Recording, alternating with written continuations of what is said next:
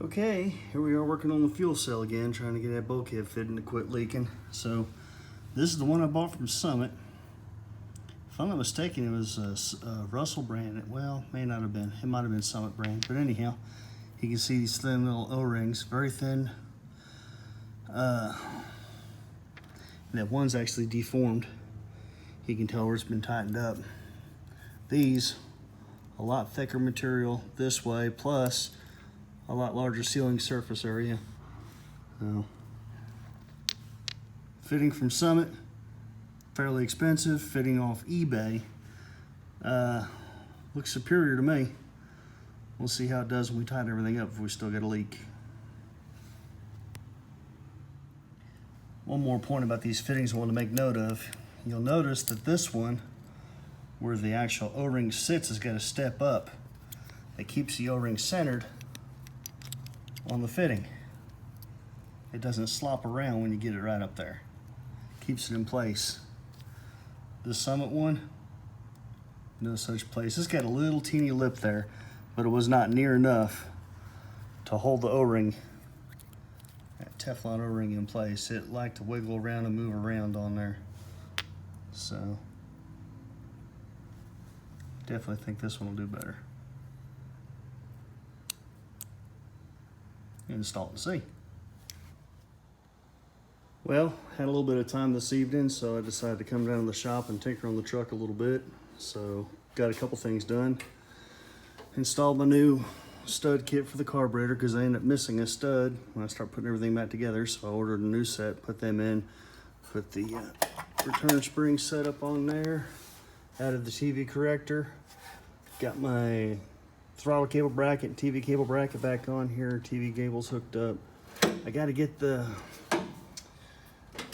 I took my Allen wrenches home. I need an Allen wrench to finish installing my low car cable for my throttle cable.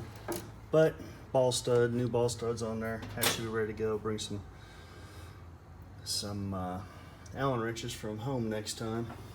So got a couple things knocked off the list.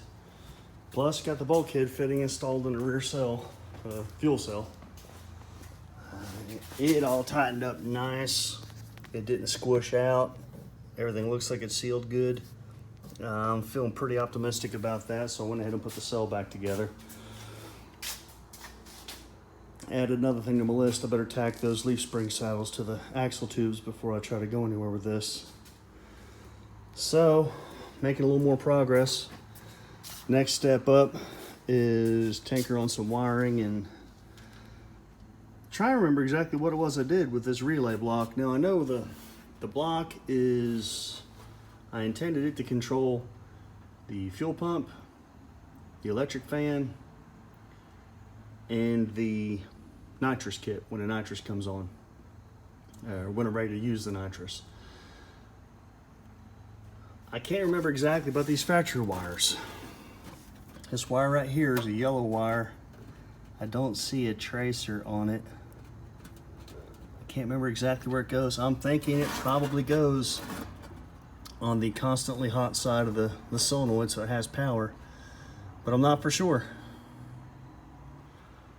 So I'll have to do it with this. Can't remember what that is, if it's a horn relay or something.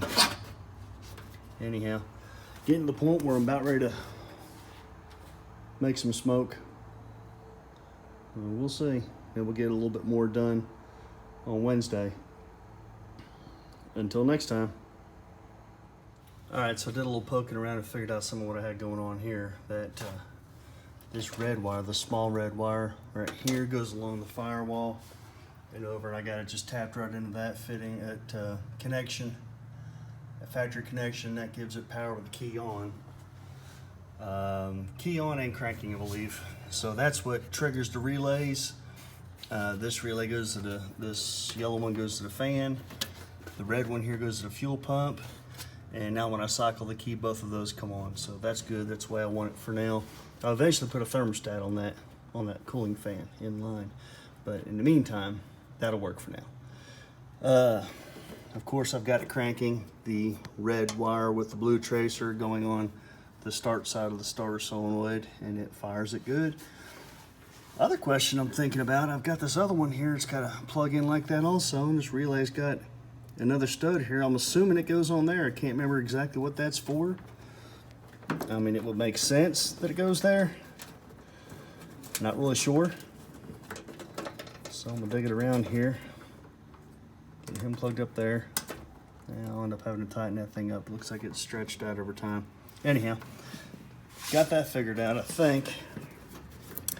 This one here, I have no clue what this one goes to. It's white with a black tracer. Oops, there we go, got it on camera. White with a black tracer comes out of the same harness that comes up this side here.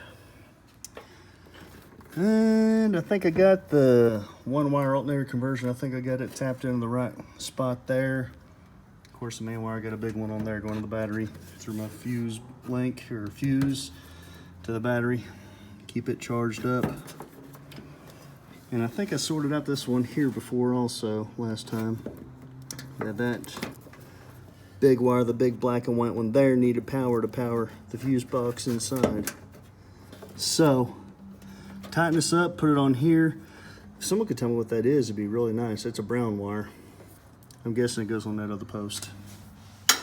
Anyhow, getting close, getting real close.